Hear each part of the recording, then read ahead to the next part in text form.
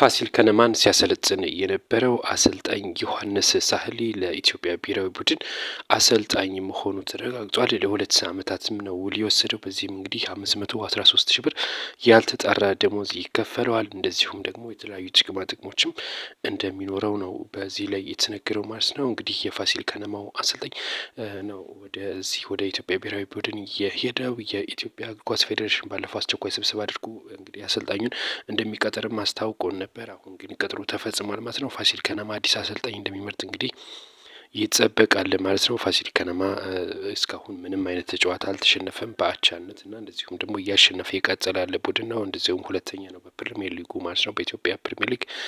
እናም እንግዲህ አሰልጣኙ አሁን መሄዱ ለክለቡ ትንሽ ጫና ያደርበታል ተብሎ ሲነገር ነው የሚገኘው። ከዚህ ጋር በተያያዘ ግን ያው 513 ብር እየተከፈለው አሰልጣኝ ዮሐንስ ሳህሌ ለአፍሪካ ዋንጫ ማሳለፍ አለበት ነው እየተባለው። ምክንያቱም እንደዚህ ከፍተኛ ብር የምንከፍለው ለአፍሪካ ዋንጫ ለማለፍ ነው ሲሉ እንግዲህ የእግር ኳስ ፌዴሬሽን ከፍተኛ ባለስልጣናት ስም ይፋ አድርገዋል። መልካም የስራ ዘመን ብለናል። ሰብስክራይብ ያደረጋችሁ መልካም ቆይታ